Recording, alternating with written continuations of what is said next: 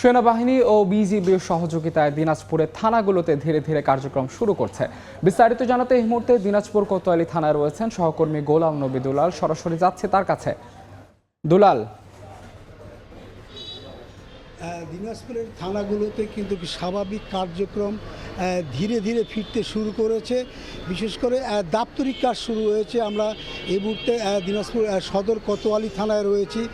সেনাবাহিনীর সহযোগিতায় আমরা সকাল থেকে আমরা দেখছি যে এখানে পোশাক ছাড়াই কিন্তু পুলিশ তারা ডিউটি দিচ্ছে। আপনি জানেন যে গত 5 দিন থানার কর্মকাণ্ড একেবারেই ছিল না।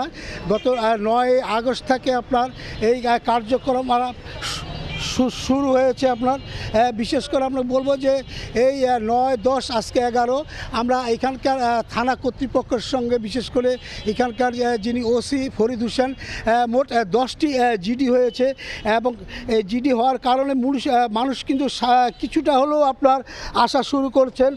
বিশেষ করে যে বিষয়টি আপনার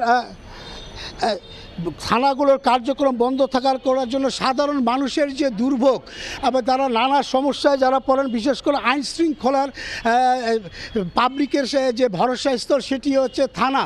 সেই থানাগুলো আপনার কার্যক্রম টোটালি অফ ছিল, কিন্তু আমরা এখন দেখছি যে ধীরে ধীরে এটা আসছে এবং পুলিশের যে মনোবল সেটি কিন্তু কিছুটা হলেও তারা ফিরে পেয়েছেন এবং তারা যেটা জানিয়েছেন যে তাদের যে দাবি দেওয়া, সেই দাবি দেওয়াগুলোর ব্যাপারে তারা বলেছেন।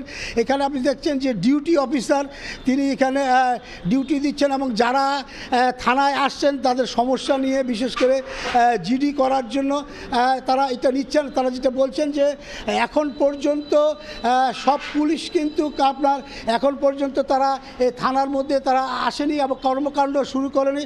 আমরা যেটা দেখছি যে দিন মানেই কিন্তু এখানে সেনাবাহিনী পুলিশের সঙ্গে থাকছেন এবং পুলিশকে তারা সব রকম সহযোগিতা প্রদান তারা করছেন। এখানকার পুলিশ সুপার শাহ ইফতেখার আহমেদ বলেছেন দিনাজপুরের 13টি থানায় ধীরে ধীরে তারা তাদের যে পুলিশের যে কার্যক্রম সেটা তারা আপনার করার জন্য তারা পরামর্শ দিচ্ছেন এবং যারা থানার ভারপ্রাপ্ত কর্মকর্তা তারা কিছুটা হলেও তারা দায়িত্ব পালন শুরু করছেন। তো আমার কাছ থেকে সদর কোতোয়ালি থানার পুলিশের কার্যক্রম নিয়ে সর্বশেষ এই ছিল।